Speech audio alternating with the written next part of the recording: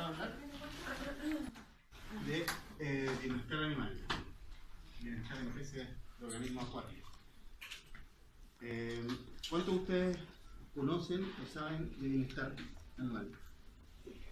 ¿Le han hablado de bienestar animal? ¿No le han hablado de bienestar animal? Chacho no habla mucho de bienestar animal. Es Claudia. ¿Sí? Ella como su bandera. ¿Sí? Y ella más también pasa como el bienestar en cada punto, en cada clase va hablando del bienestar y todo. Pero bienestar y Sí. Aquí vamos a hablar. Esta clase pretende ser como una. La primera parte, sobre todo, esta clase, como más de hablar sobre el bienestar animal en general, tocando algunos puntos de peso. Y la otra va a ser más específica para ustedes. Pero, ¿qué hablamos cuando hablamos de bienestar? ¿Qué dirían ustedes que es bienestar animal? ¿Cómo lo definirían? ¿Las condiciones óptimas de desarrollo del animal? Ya. Una condición óptima. ¿Ya? ¿Qué más? ¿Otro?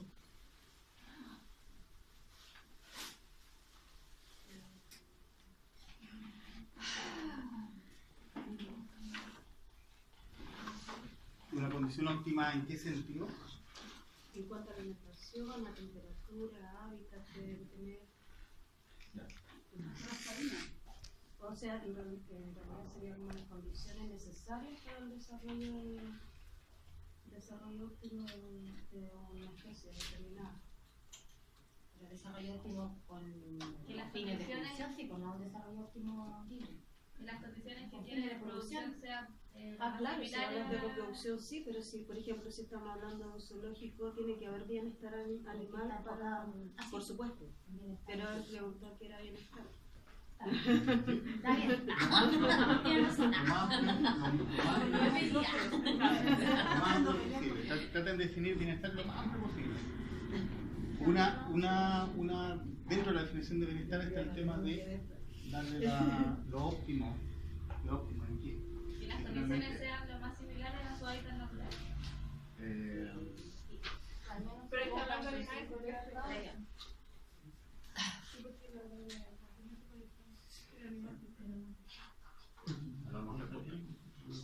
¿Sí?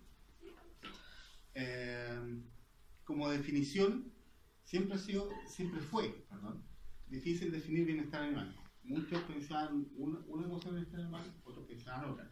Pero finalmente el bienestar animal se define, o lo definió Donald Bloom, el profesor Donald Bloom, que va a venir a Chile, lo vamos a traer, la URLA lo va a traer, el padre del bienestar animal, fue mi profe guía también en la tesis, y lo definió como un estado. Un estado. Primero parte diciendo que es un estado en que se encuentra un animal en relación a los intentos de ese animal por controlar su medio ambiente. Esa es la definición más general de bienestar y la más aceptada. ¿Por qué? Porque abarca casi todos los conceptos de bienestar, o todos los conceptos de bienestar animal hasta la fecha. El bienestar de un animal es un estado, por lo tanto puede variar, ¿cierto? No es una cosa definida, no es, en un momento puede estar bien, en otro momento puede estar mal. Muchos de ustedes están resfriados, parece, ¿no es cierto? ¿Algunos? Ayer se sintieron más o menos, hoy día se sienten más mal. Es un estado. Y como estado puede variar y se puede cuantificar también. Y está en relación a sus intentos por controlar el medio ambiente. O sea, un bienestar bueno puede existir incluso si es que esos intentos por controlar el medio ambiente son favorables. Por ejemplo, uno puede estar resfriado, te duele la garganta, pero si tú intentas por controlar ese medio ambiente adverso y lo logras, tu estado de bienestar sigue siendo bueno. ¿Se entiende, no? Y esto es importante porque así también podemos entender un poco lo que pasa en producción. Uno puede colocar a un animal en una situación que no es la óptima desde un punto de vista de bienestar, pero el animal va a intentar controlar eso y lo va a controlar bien. Y su bienestar va a ser igual de bueno. ¿Sí?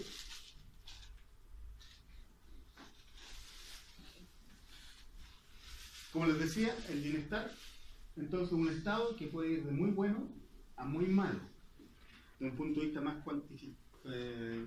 cuantificativo, por así decirlo, uno puede decir que puede ir desde un +1 a un -1, desde un 0 hasta un 100% de bienestar, ¿cierto? Donde el 100% de bienestar es el óptimo fisiológico, biológico de un animal, y el muy malo del 0 es la muerte, ¿cierto? El bienestar, y eso es importante también, el bienestar deja de ser importante hasta, después de la muerte, cuando ya los animales están muertos ya no hay bienestar, no se puede hablar de él. Y por lo tanto el bienestar es medible, se puede cuantificar, y lo más importante, y aquí podemos conversar si quieren, debe estar ajeno a consideraciones éticas y morales y religiosas. ¿Por qué? Porque un estado X de un animal en un momento determinado. Por ejemplo, hay países donde culturalmente, moralmente y éticamente se permite faenar animales sin anestesia, sin inconsciencia. Un estado anestésico 3 que es inconsciencia. Son países árabes fundamentalmente, hay religión incluso que la comunidad kosher, que permite, culturalmente está bien y se acepta hacer esto. Y éticamente está correcto, pero desde un punto de vista de bienestar animal es incorrecto, porque el animal está consciente cuando está muriendo y eso, desde un punto de vista de bienestar animal, cae en un estado de bienestar animal muy desfavorable. ¿Se entiende? ¿No? Por eso tiene que estar fuera de consideración ética, ajeno a consideración ética, porque el estado sigue siendo el mismo, independiente de la ética que uno tenga respecto a ese estado. ¿Sí? Y ahí entramos como un poco también a polemizar cuando hablamos de los grupos animalistas, que hablan del welfareismo, de bienestar animal, del mal entendido bienestar animal. Es medible y cuantificable. Y eso es importante también porque cuando hay mucha discusión de bienestar animal, justamente se habla de un bienestar que no es medible y cuantificable. No, pero es que las vaquitas tienen que estar en el pasto porque se tienen que sentir bien. Ya, pero ¿cómo lo pones eso? No, pero es que están ahí, están sueltas en el pasto. ¿Y eso es tu forma de medirlo? ¿Que estén sueltas o que no estén sueltas?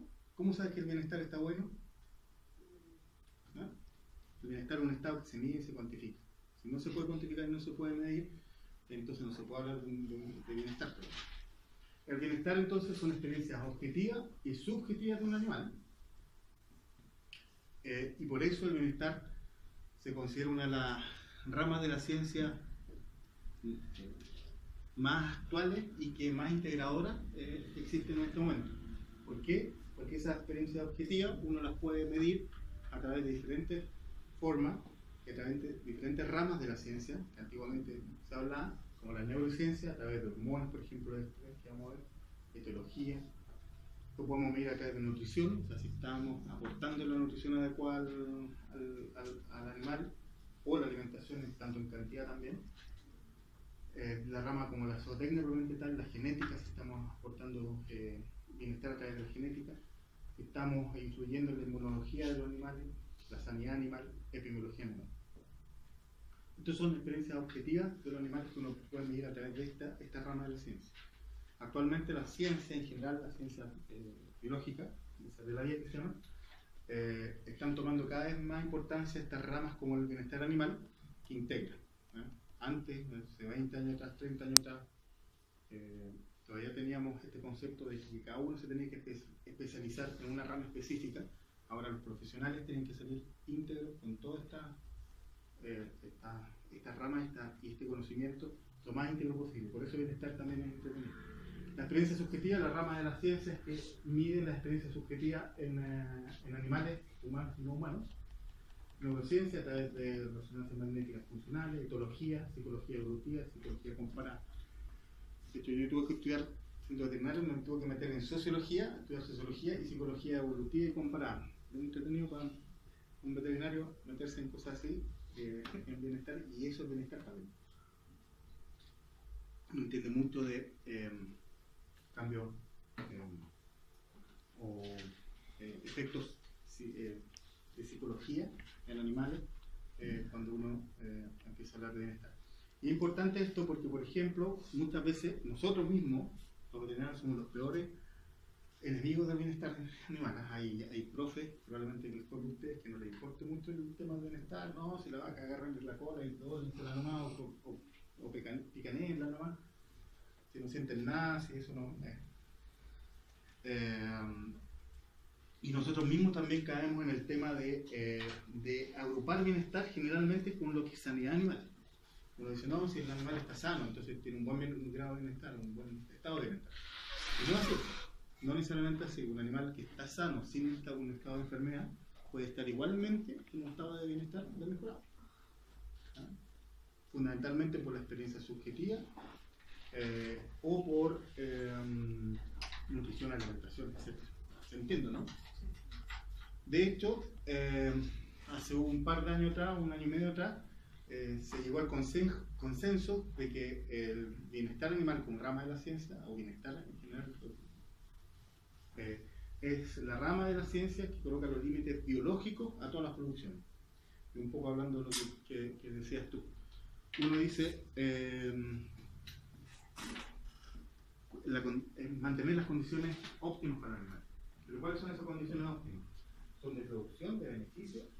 Uno puede caer en estados de bienestar desmejorado.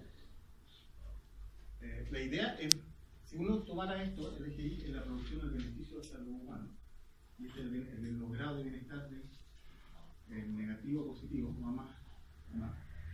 Evidentemente, mientras uno empieza a tener un bienestar mejor, aumenta la producción, pero llega un punto en donde si uno quiere seguir con la producción, este bienestar va a empezar a mejorar. Entonces la idea es intentar llegar a un nivel de equilibrio y mantenerlo, y ojalá expandirla, tener una tendencia mucho más suave, con el fin de que en este trecho se genere este espacio para que el animal pueda adaptarse a las condiciones de su medio ambiente, un poco el tema de la definición anterior.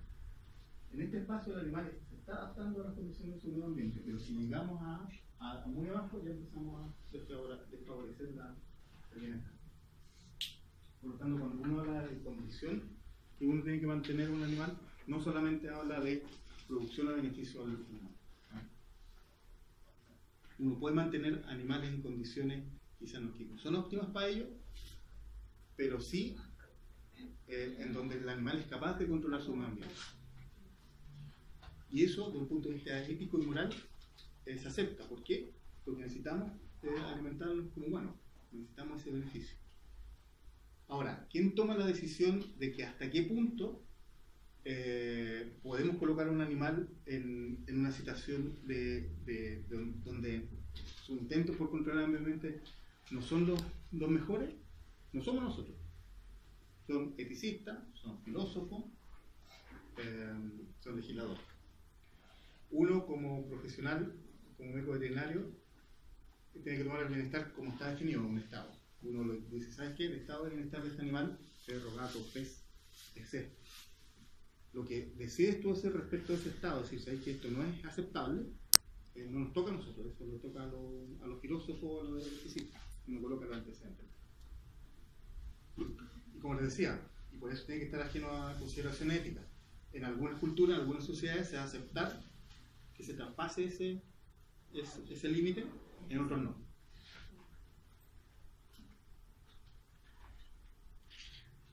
Un poco de historia del bienestar animal. El bienestar animal está asociado, o las personas, los humanos se han empezado a preocupar del bienestar animal desde hace mucho tiempo, en el caso de los peces. Ya desde la antigua Grecia se preocupaba el estado de bienestar, por ejemplo, cortar la cabeza inmediatamente. Está considerado moralmente aceptado porque cortaba como el centro neurológico y podía después beneficiar hacer beneficio de ese animal por su carne.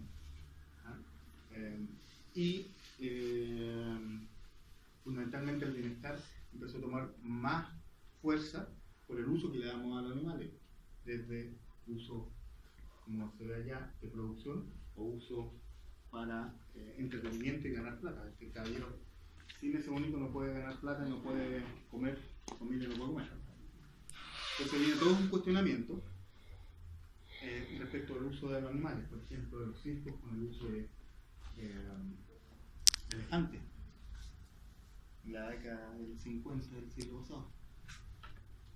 Y como les decía, todo comienza por un interés de cómo estamos ocupando nuestros animales, y fundamentalmente el filósofo inglés Bentham, en 1823 escribió dentro de su tratado filosófico el tema del uso animal, y coloca uno de sus legados, es que su título es que no importa si los animales son conscientes, sino si es que sienten. Y ahí viene toda la discusión. ¿Qué significa sentir? ¿Qué significa sufrir? Pero ahí ese libro tomó harto revuelo, tanto así que al año siguiente se crea en el Reino Unido, que son los pioneros en realidad en bienestar animal, la Real Sociedad para la Protección y Crueldad Animal, la RSPCA. Se funda ese año, al año siguiente, fundamentalmente para ver el bienestar de los ponis en minería del carbón. En minería del carbón se ocupaban ponis para trasladar el carbón hacia la superficie. ¿Ustedes saben qué es lo que pasa con el carbón, la minería del carbón? ¿Se acuerdan? Probablemente lo han visto en fisiopato o fisiología. El carbón, ¿qué es lo que hace en los animales y en los humanos? Se acumula los pulmones. Se acumula en los pulmones y tiene un nombre específico exactamente.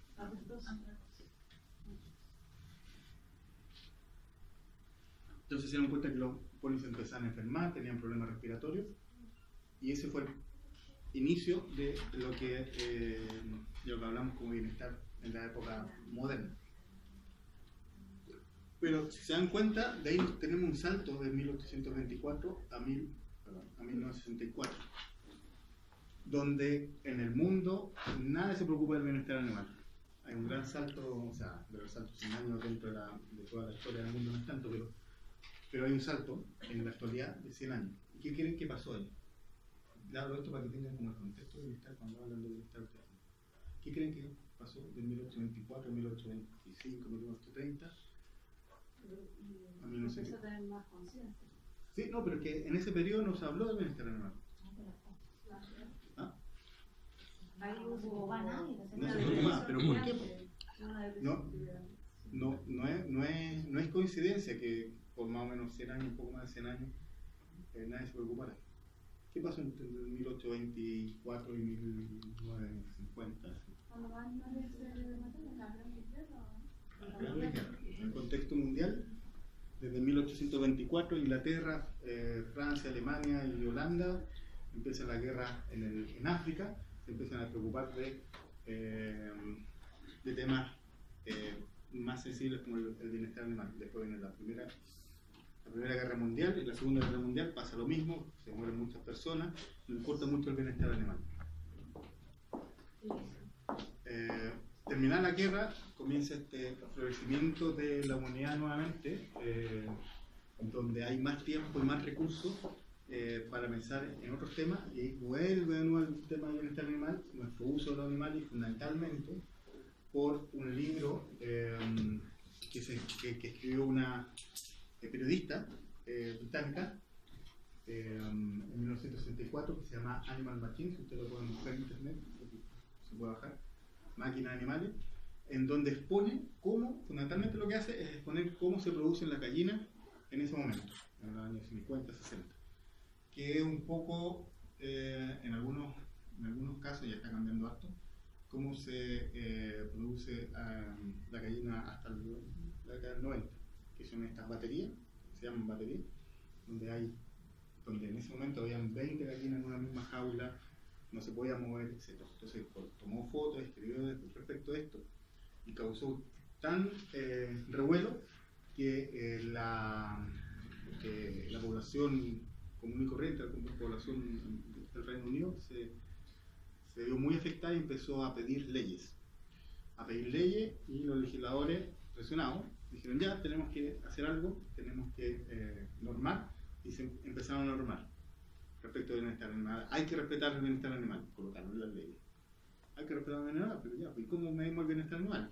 ¿Qué es el bienestar animal? Y ahí empieza todo este nuevo escenario, donde los científicos, la ciencia, las universidades, empiezan a meterse en esto y colocarle cabeza y decir, ¿sabes que el bienestar se mide así? Estos son los parámetros, etc. Pues inicialmente los consumidores tuvieron como el impulso inicial, pero posteriormente y a través de la ciencia, los productores vieron que también, si uno cuida el bienestar animal, produce más. Eso es inevitable. Eso. Y aquí hay que hacer la diferencia entre lo que es bienestar o welfare y welfareismo y liberación. ¿Ya? No son lo mismo. El bienestar es un estado en el que se encuentra un animal en relación a los intentos de controlar su medio ambiente.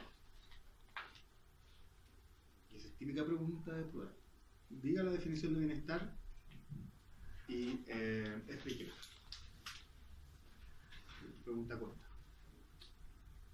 Hay otras definiciones de bienestar y ahí se empezó también a meter la Organización Mundial de la Salud. No sé si han escuchado hablar de la famosa Declaración de los Derechos de los Animales. Hay 10 derechos que se meten en la OMS. Hay 10 derechos de los animales. Eso no es bienestar tampoco. Los derechos no tienen nada que ver con bienestar animal o con welfare. Es una apuesta ética o moral respecto al uso de los animales. No tiene nada que ver con el bienestar. Disculpe, esos son que dicen que el animal tiene que estar desprovisto de dolor, de temor. No, ¿No son esas las que se estaban? No, son Sí. casi son así. Los animales tienen el derecho a nacer en un mundo libre. Una cosa así, son bien más o menos los derechos humanos, pero trasladados a animales. Son bastante particulares. Si quieren, se meten y están ahí. Son lindas, por así decirlo, pero poco útiles, por así decirlo, porque no te permiten hacer algo respecto de esos derechos. Los derechos necesariamente tienen que traducirse en acciones que respeten esos derechos. Y claro, y diferenciar un poco lo que es la libertad y bienestar, sobre todo en animales. Aquí viene la típica la imagen que voy a colocar.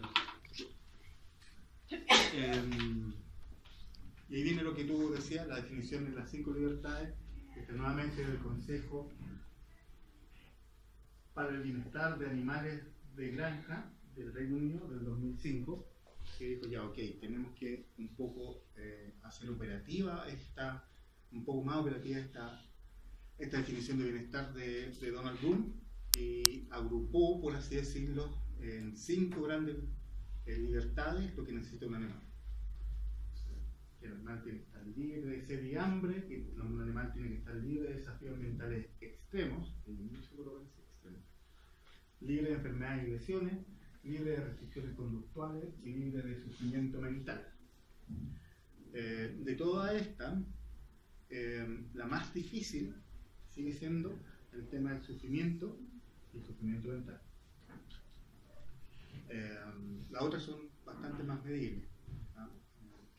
Libre de sed y hambre es colocarle agua a un mamífero y comida.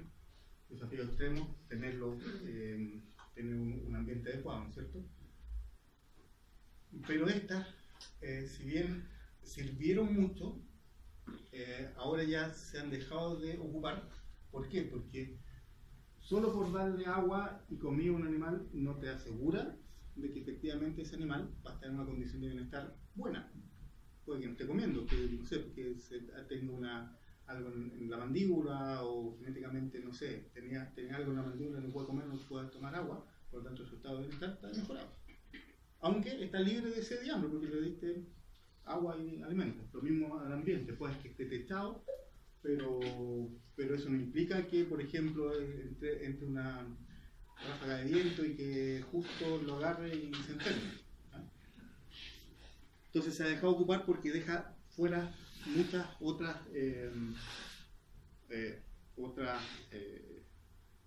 conclusiones o discusiones respecto al bienestar. Por ejemplo, cuando uno ve estas 2 fotos, aquí uno ve un zorro, ¿no es cierto? Libre, silvestre. Y en este otro lado tenemos vacas Holstein de alta producción.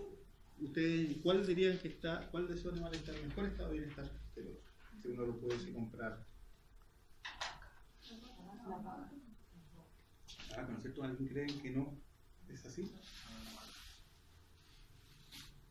Podríamos argumentar que este zorro está libre, está en su medio ambiente, está, desde ese punto de vista está súper bien. Pero uno cuando analiza esto, tiene que analizar bien. ¿Cómo tomaste esta foto? La tomaste así, ¿no? Probablemente, ¿cierto? Por el ángulo que está, o sea, el zorro está acá, al lado tuyo. ¿Un zorro se te acerca?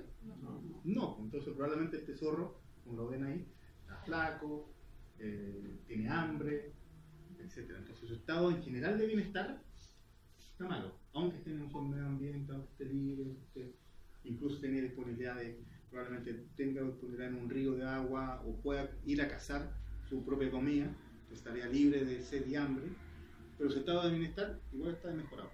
En comparación con esta vaca, que si bien está encerrada, o sea, nunca ha visto el campo, tiene alimentos necesarios para su nutrición, para su condición, está techado, tiene agua, está con otros congéneres, uno podría argumentar quizás en muy poco espacio, puede ser.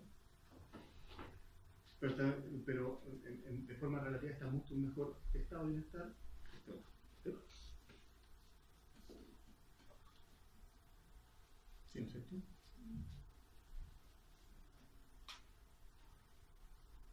Y ahora yendo un poco más a lo que son peces o agricultura, uno dice, claro, como vimos recién, el salmón está subiendo por el río libre a reproducirse, pero está expuesto a depredadores, aves, oso en el caso del hemisferio norte, humano en el caso del hemisferio sur. ¿Se acuerdan que dejan de alimentarse? Al momento de entrar al río dejan de alimentarse, o sea, su estado de bienestar azul, más probablemente el nivel de cortisol y estrés súper elevado. En cambio, en producción, uno los mantiene, los traslada en un helicóptero, los mantiene alimentados, con fotoperíodos, etc. Mucho más, en un estado mucho mejor que en la vida silvestre. Doctor, de hecho, cuando el salmón sube para visitar los niños, creo que no se los come porque es mala la carne, por el cortisol que... Sí, o sea, se lo comen igual. Yo he visto que igual lo agarran y se lo comen. Pero no es la mejor carne de salmón para comer. De hecho, es media pálida. Si o sea, alguien ha comido, es media pálida, no es la roja que uno está acostumbrado al salmón. Por efecto de todo este traslado que hace el salmón, porque no para por el río hasta llegar hasta el lugar de desove, está en todo momento en un estado de catabolismo y es pesado. Por lo tanto, una vez que se muere, si se reproduce y se muere, ¿qué es lo que pasa con esa carne? O sea, ¿tuvieron a Luis Holguín? ¿Sí? ¿Tecnología de los alimentos?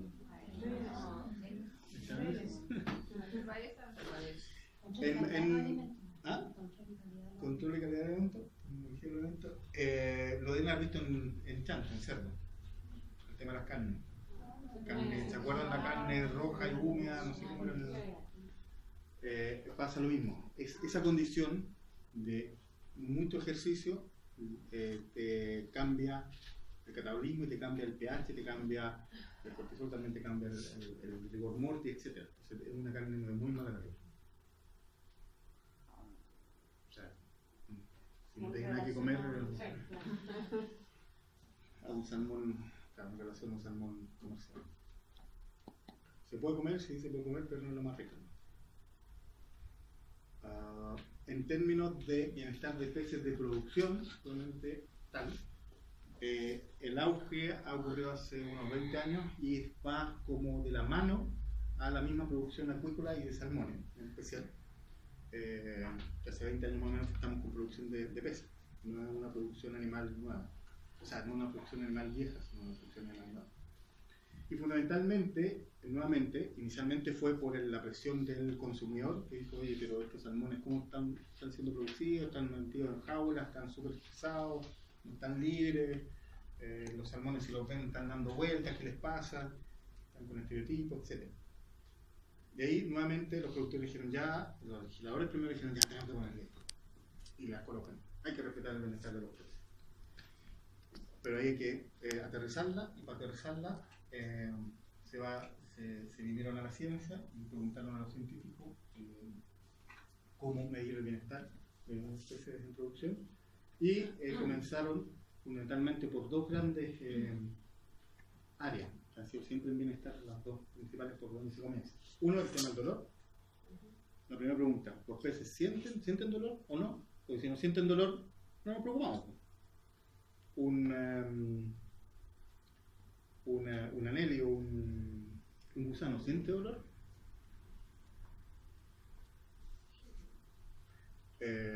Eso, el dolor. Y lo otro, el tema del sistema nervioso central en general. Memoria. ¿Tienen memoria los peces? ¿Aprenden los peces?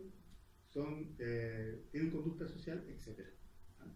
Derivado de trabajo de conducta fundamentalmente, ha sido el tema más fuerte, por así decirlo, en peces y más fuerte en el sentido de decir que efectivamente hay que cuidar a los peces, su bienestar. Y por otro lado, el tema de la evolución 5 lo coloco porque, por ejemplo, y sobre todo cuando hablamos de emociones y sentimientos, ¿qué creen ustedes? ¿Los peces tienen emociones y sentimientos? No. Un perro tiene una emoción y sentimientos. Le cambiamos al tiro. Es que uno lo conoce más, pero eso va a hablar, pero en cuanto a los peces más tienen que tener si tienen memoria, sienten dolor, tienen terminaciones nerviosas, deberán tener emociones. Y por esto, acuérdense que todos evolucionamos de la misma forma, no es que, que en este momento existe un animal menos evolucionado que otro. Tenemos el mismo nivel de evolución. Y ya que tenemos el mismo nivel de evolución, es muy poco probable, no es imposible, pero es muy poco probable que se restrinja la emoción y sentimiento, que ahora la vamos a describir, específicamente a primates mayores, como nosotros, como nuestros parientes, chimpancés o gorila, o mamíferos, porque algunos dicen, no, los mamíferos no. Entra perros, gatos, etc. Es muy difícil que exista eso. Y de hecho, prontamente el trabajo que estoy terminando va a hablar de personalidad en peces. Pero cuando uno habla de emoción y sentimiento, hay que definir qué es una emoción y sentimiento. Pero me imagino si el pez se escapa porque siente miedo cuando nace, porque siente una emoción de miedo. ¿Y qué es eso?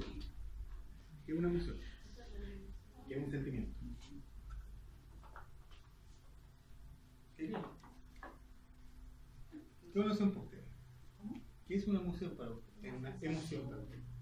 Una sensación de tristeza, amor. Ya. Eso son las emociones son tristeza, amor, miedo. Sí. Que hacen liberar hormonas y Ahí ya me está gustando más. Porque solo una definición, amor, miedo, sí, pero ¿qué es ese amor? ¿Qué es lo que, cuando tú sientes amor, cuando tú sientes miedo, qué es lo que te pasa? Sí. Las emociones y sentimientos son constructos mentales. Y para eso necesitas una estructura del cerebro, una estructura central donde se procesa una información, ¿cierto? Y esos constructos mentales vienen de algún evento que puede ser externo o interno. Por ejemplo, cuando uno se acuerda de la muerte de un pariente o de alguien muy cercano, ese es un estímulo interno. ¿Tú te acuerdas de eso? O puede ser externo. Estás caminando por la calle y ves atropellar al perrito que están hablando, ¡ay! Que salga volando. Es un estímulo externo, ¿cierto? Depende. ¿Cierto? Es ese estímulo. Ese estímulo lo captas tú de alguna forma, visual, gustativa, lo que sea, y lo integra a nivel central. ¿Cierto? Hasta ahí estamos con el tema de la emoción. ¿Cierto? Para que sea sentimiento, tiene que haber una reacción a eso. Por ejemplo, cuando pasa eso, por ejemplo, el tema de la pena, hay una reacción, lo integra a nivel central y dice, uy, qué pena. ¿Cierto? Esa es la emoción, uy, qué pena. Sí. Lo integra y dice, qué pena. Pero tienes que expresarlo de alguna forma. Y eso se expresa a través de cosas, a través de cambios fisiológicos y conductuales fundamentalmente. Fisiológico es aumenta, llorar, la lágrima, la musculatura alrededor de la glándula lagrimal se aprieta, a nivel central le dice, apriétate, llora, ¿no es cierto? Te encoge un poco porque te acuerdas. También, a nivel central te dice encoge, llora. ¿Qué más? Aumenta la frecuencia cardíaca, probablemente. Tiembla. Empieza a dar tremores musculares. Aumento de frecuencia cardíaca, aumento de frecuencia respiratoria. Hipotálamo, hipófisis, interrenal, cortisol. El cortisol además te genera un estado de catabolismo, ¿cierto? Y de hecho, y lo que pasa es que toma un vasito de agua con azúcar, porque te baja te chupa todo el azúcar circulante. Entonces, cuando uno define emoción y sentimiento y lo define así, es mucho más fácil medirlo. Y si lo pueden medir en un humano, lo pueden medir en un animal, en cualquier otro animal. ¿Y por receptores químicos también se puede? También. Eso ya es lo más top, por ejemplo, tomar así y cortar y ver si tiene receptor o no tiene receptor, y si se activa o no se activa, etc.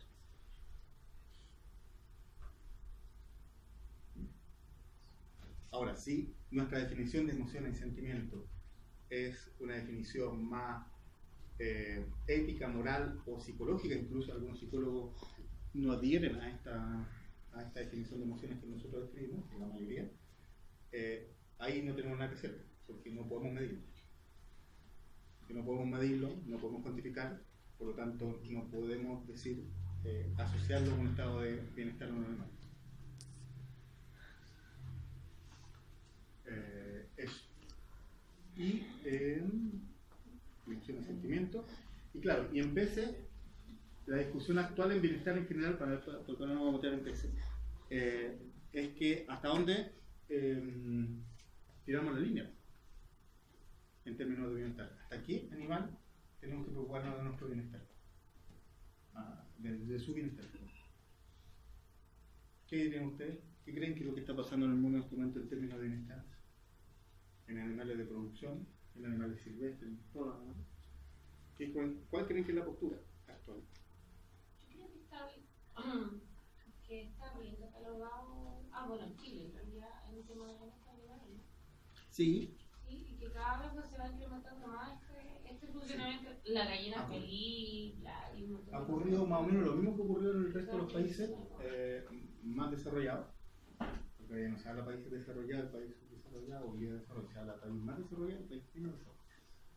O en un nivel de desarrollo menor. ¿Y qué es lo que ocurre en Chile? Primero, el consumidor. Después, las leyes. Chile está adscrito por la Unión Europea y por la OMC y la OIE a varios acuerdos. Pero en general, y eso uno si que alguien quiere un tema de tesis para más adelante, para este año, en general, si uno hace una encuesta de cuánto es el conocimiento de bienestar animal en Chile, se da cuenta que no es tanto. Entonces tú preguntas a una persona en la calle, ¿sabe? Aquí tiene una bandejita de un pollo o de un salmón que te va a costar 2.000 pesos. Te aseguro que este salmón fue respetado su bienestar y lo pusimos el bienestar lo máximo posible. Incluso tiene una etiqueta aquí, mira, bienestar 90%. Y tú colocas el salmón sin etiqueta y le dices, aquí mira, no sé, esto quizás no fue así. Pero te cuesta 500 pesos y te cuesta 3.000 pesos. ¿Qué es lo que hace la persona? Ahí el bienestar, situación que no ocurre en otros países. Situación que ocurre en otros países van a seguir prefiriendo el que está con mejor bienestar, o creados con mejor bienestar. Entonces estamos en esa transición todavía. Si bien estamos mucho mejor que otros países, vecinos fundamentalmente, y africanos, y incluso algunos europeos, nos falta. Pero el tema de la línea, ¿hasta qué especie protegemos? Tenemos que proteger, por ejemplo, otras producciones animales, que no son tan grandes, pero igual son producción animal, por ejemplo, helicicultura, ranicultura, los moluscos, bivalvos, la producción de choritos en el sur. Los choritos, ¿deberíamos estar preocupados del bienestar de los choritos?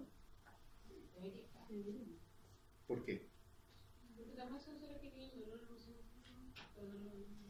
No lo sabemos todavía. En este momento, el mundo ha puesto la línea en los peces. Los peces, sí. Y mamíferos, sí. pero estamos en la duda con el tema de los moluscos. Sabemos que los moluscos, si los echamos en agua caliente, ¡buah!, se abren, ¿no es cierto?, tienen una reacción, pero será solamente un reflejo. O de verdad que está bueno. Entonces, en este momento, el bienestar animal está enfocado a definir o a llegar más allá y buscar en qué especie en realidad deberíamos preocuparnos. Por ejemplo, lo que estamos hablando, un gusano. ¿Un gusano? La reacción de un gusano cuando uno lo corta y que se aprieta es un reflejo. No, en realidad le está pasando algo más. Quizás es una locura porque los animales, los mamíferos pueden manifestar su dolor y eso me afecta a mí como humano. No quiero que este animal sufra porque yo me voy a sentir, o sea, que grite porque yo me siento mal con esto. Pero como el molusco lo mato, me lo como y no hace nada, no me... O sea, no es que... Y ahí entramos, exactamente, ahí entramos a un tema que es el famoso antropomorfismo, en donde, y aquí caemos todos, yo me incluyo también porque he caído en eso, en humanizar a los animales, en el sentido de que si yo siento esto y el animal, yo hago esto cuando siento esto, y el animal hace lo mismo cuando, o el animal es capaz de hacer lo mismo, entonces deja sentir lo mismo que yo siento. Eso no hay que caer en eso, eso es antropomorfismo, no hay que caer. ¿Ah? Y eso es la razón por la que delimitamos especies que puedo percibir que siento dolor a las que yo no percibo. Y esa es la forma más fácil. Esa es la forma más fácil, pero no es la única. No porque tú no veas una conducta, por ejemplo, en un animal.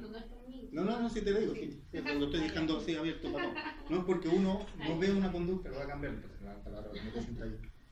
No es porque uno no ve una conducta, una reacción similar a un humano, lo que puede pasar en un mamífero, en un humano, significa que no está ocurriendo. Y la única forma de solucionarlo, ¿cómo salir de esa duda? ¿Cómo se hace? Investigar. Y en eso estamos. Habiendo dicho eso, hay una especie, por ejemplo, que sí está protegida en los términos de bienestar animal. ¿Saben cuál es? Pulpos. Son altamente inteligentes. Y ahí, si bien existe una pequeña producción semi-intensiva de pulpos, en donde se preocupan de eso, en general no se debe, la forma de obtener los pulpos desde el mar debería ser normal. Eso. Pero interesante porque uno podría decir sí, los moluscos lo sabemos, probablemente sí, crustáceos probablemente sí, rana probablemente sí, pero estamos ahí, estamos investigando, y hay personas que están investigando eso, están investigando a ver, hacen secciones de los choritos y ven a ver qué tejido neuronal está, hacen mediciones conductuales, hacen mediciones de hormonas para determinar efectivamente si es que son especies animales que deberían preocuparnos del bienestar. Porque finalmente todo redunda en que los animales tengan un estado de conciencia, ¿cierto? Un estado de conciencia, ¿qué significa?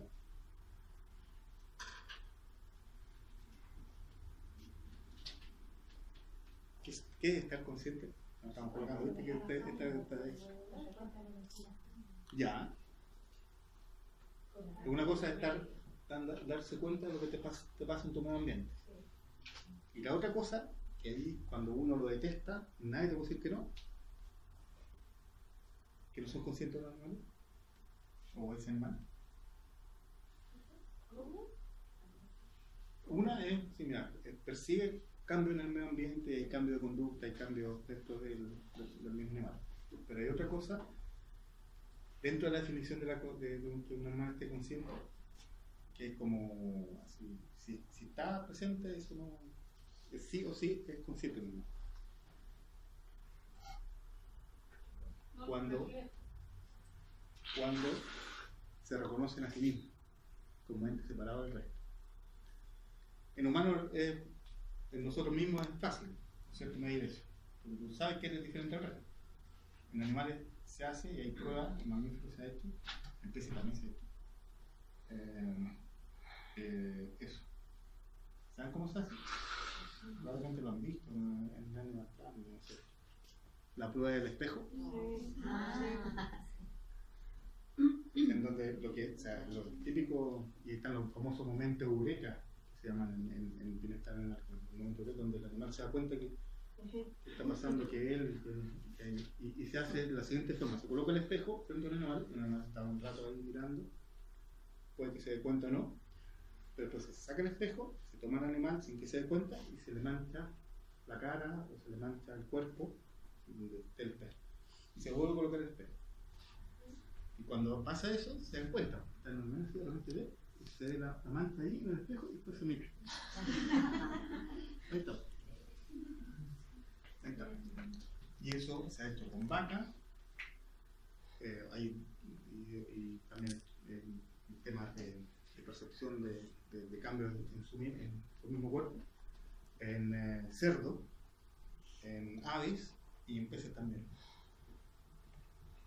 Colocan el espejo y se miran, y el espejo, también el espejo para ver las capacidades cognitivas elevadas, por ejemplo, se coloca un espejo mirando el alimento que está en otro lado.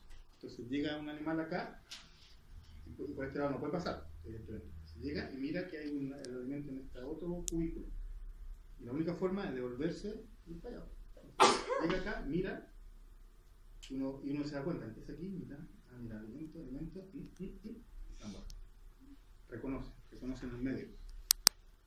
Pero ese es el tema de la conciencia.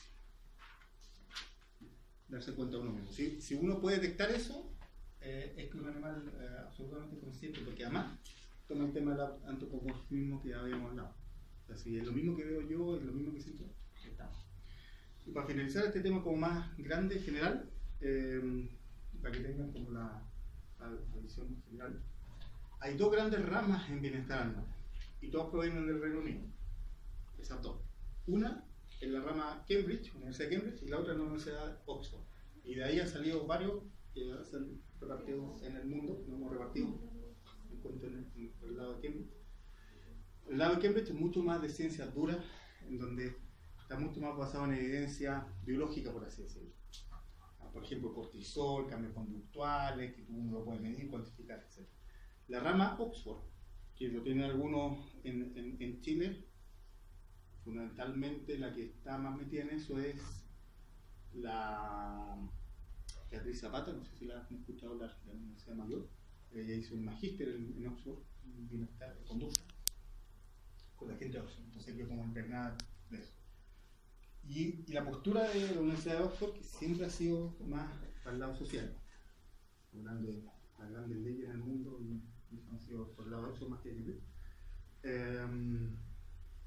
La postura de ellos es que uno se tiene que colocar en la posición del animal, tratar de colocarse en la posición del animal. La verdad de Cambridge es más concreta. La única forma de saber si un animal está en un buen estado de bienestar o en un mal estado de bienestar es tratándose de colocar en los pies del animal o en la posición del animal. Esa es la postura Oxford, que es mucho más difícil entonces de medir y cuantificar. Es mucho más linda para filosofar y etc. Pero finalmente lo que importa es el bienestar en el animal. ¿Y qué decía la de Cambridge? Es mucho más basada en evidencia. Doctor, quería comentarle algo. Sí.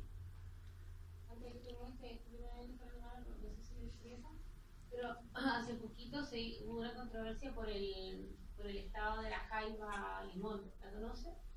Sí. Que se saca del mar, se le corta la tenaza que se come y se deja de nuevo en el agua. Se le tira al agua. Sí, y que se supone que se regenera. Y hay estudios de que se regenera, pero como en 500 años. Una. Sí. Bueno, y ahí no hay ninguna legislación, no hay ninguna legislación que proteja esta, porque lo tiene que ser una pesca. Entonces, y además la Seremi de Salud. Y la controversia que hubo finalmente era por el producto que viene que ya está muerto, más que no por el hecho de que se le saca la tenaza, sino porque voy a vender una parte de un animal muerto. Esa era la controversia finalmente, pero nadie No, Esto fue del verano, este verano, y nadie dice nada respecto a que dejan al animal desprovisto de su, las de su leyes, método de protección, que además me imagino para comer. El mismo tema de la ley. Lo matan de todas formas. la ley de tiburones, por ejemplo. Y lanzan a animales. La de los delfines, pero también hay otro. Sí, porque lo que pasa es que las leyes están puestas, o sea, no se puede hacer nada. Uno podría, ¿qué podría hacer? Tener que buscar qué es lo que dice la ley de ese país o del mundo. No sé qué Chile. No, pero si tú lo buscas, la ley dice hay que proteger el bienestar de los animales, en el caso de la ley 20.830, que es el maltrato animal. No debe haber maltrato animal, pero tienes que verificar el maltrato animal. Tienes que verificar que hay un estado de bienestar del mejorado. ¿Y cómo lo verifica en un crustáceo? Con estudio. Sí. Y si no, No, mira, pero mira, encima y no te es- dicen, mira, saco la pata y lo tiro ahí, y mira, Claro. se quedó ahí, parece que no le No duele. afecta. Y además que era un animal de producción masiva, entonces lo están sacando del mar que no. Pero, claro, el tema es que como no hay evidencia de que efectivamente sacarle la pata le produce algún cambio o le disminuye el nivel de bienestar, no se puede hacer nada. Ahora uno puede argumentar, por ejemplo, las patas, las tenazas que se sacan, ¿te sirve para qué? Para alimentarse, Y para agarrarse, defenderse. para defenderse. Sin eso, no se puede ni alimentar o se puede alimentar de menor forma, o no se puede defender y por lo tanto su capacidad de reproducción, por ejemplo, su capacidad de alimentación, de crecimiento se disminuía y por lo tanto su estado de bienestar disminuye también. Y ahí tiene la evidencia. Pero es que nadie hace, Claro, es que es nadie súper hace, evidente, pues. pero es que nadie hace ese análisis. Y aún así, si hacen ese análisis, tienen que probarlo. Porque finalmente en las cortes o en las leyes necesitan probarlo. Entonces tienen que ir ahí a ver, ¿creció o no creció? ¿Se pudo defender o no se pudo defender? ¿Y eso qué se manda? ¿Pudo a la comer Corte o no pudo Suprema? ¿Cómo es? ¿No Lo que podrían enseñar eso? lo que te van a decir es que prueben. Si tú no lo puedes probar, sí, pero tú no lo puedes probar. Habría que Estoy hacerlo. hablando porque si somos universitarios, es tan simple como probar eso. Sí, pues. Pero Ahí no tenés un tema tenemos de tesis. idea cómo llegar a hacerlo. Ahí tenés un tema de tesis. Y un tema Vamos. pero un tema de tesis. De tesis de pregrado, vamos, tú te encargas de, cada vez que ve a un tipo que le saca a usted, sacáis la jaiba y la tenemos en un acuario, al ladito del mar si quieres. Sí, y legalmente después. Y tenemos, y pues si eso no, o sea, el uso del animal no importa mucho porque ya fue hecho el daño. Es que por también, sí ¿cómo va si dice ella que se demora tanto en crecerle las tenazas? O sea, ¿cómo va a estar No, con es la que- iglesia esperando años que le es que- ¿Cómo puedo comprobar eso? Es que el estudio, ¿No lo podía comprobar? el estudio inicial primero Eh, se tendría que hacer en base a cuáles son las consecuencias que tiene el animal frente a no tener la tenaza. Sí, pues. Y después de eso ya empezar a hacer un Ujú. estudio en cuanto a la... Tener tu grupo control y tu grupo Claro. experimental. Tu grupo experimental que le sacan las tenazas. Sí, Y el otro es que no. Entonces eso se puede hacer. Claro. Y una vez que tenga la evidencia puede decirlo. Uno puede argumentar y si argumentáis súper bien, puede ir a la corte, a la puede ir Corte, ya, a la Corte o, Suprema. Esos o son- no a la Corte Suprema. Y yo creo juzgado. que esto es con abogado, claro. Sí. Y puede argumentar y quizás lo gana. Pero hay Porque en abogados las que leyes son uno es menos interpretativo, experimentados. entonces puede jugar. Pero si tiene evidencia, mucho mejor. Y ahí está el tema de dónde deberíamos caminar en términos de bienestar animal. Como dices tú, ¿importa que, no sé, le saquen a mil jaivas las patas? Pero igual es como súper variable por el hecho de que la ley 20.380 te dice, ya, no hagas esto, pero si no es necesario, hazlo. Entonces, al final va a ser súper absurdo hacerlo. O sea, para uno no es absurdo, pero para el general de la gente sí. Sobre las leyes, por Pero se dice eso, Y no nuevamente, pillar animales. estamos hablando del mismo proceso que ocurre cada vez que hablamos de una nueva especie cuando nos preocupamos del bienestar animal. Chile es abogado. Se estudió leyes por lo mismo, para poder defender los derechos de los animales. ¿Tiene un colega? El doctor Atkins, ¿lo ubica usted? Bueno, es papá de una ex compañera mía. El Veterinario. médico veterinario estuvo haciendo clases en la Universidad Iberoamericana unos años y el año pasado, no, hace como 3 años atrás se tituló de abogado. Sí, para poder tener argumentos y poder hacer una defensa más efectiva de los animales. Claro, y cuando hablamos de ley y todas estas situaciones, siempre está en juego de que no te van a dejar porque para todo esto te necesitas evidencia y para la mejor forma de tener evidencia es siguiendo el método científico haciendo investigación y desarrollo. Y lo que estamos hablando aquí, si se dan cuenta, es lo mismo que sucedió con todas las especies que pensamos que podemos ocupar para algún beneficio nosotros más. Primero, los consumidores, que somos nosotros, estamos preocupados. ¿Cómo estamos haciendo esto? Oye, pero quizás está afectando el bienestar, quizás sí, quizás no. Después viene la ley, viene la ciencia y después viene la evidencia. Probablemente, ojalá, no sé, alguno de ustedes, quizás tú, no sé, un año más vaya a hacer una tesis en eso, o alguien vaya a hacer una tesis en eso en el mundo, en otro lado, con una especie de jaiba quizás diferente, y va a tener la evidencia. Y vamos a poder decir, ¿sabéis qué? Sí. Hay un cambio, no, ¿sabéis qué? No, ocupa esta otra alternancia para alimentarse, sigue creciendo. Y para defenderse puede ocupar esta otra. Los intentos por controlar su medio ambiente son suficientes como para no buscar un mal bienestar, como volviendo a la definición inicial de bienestar.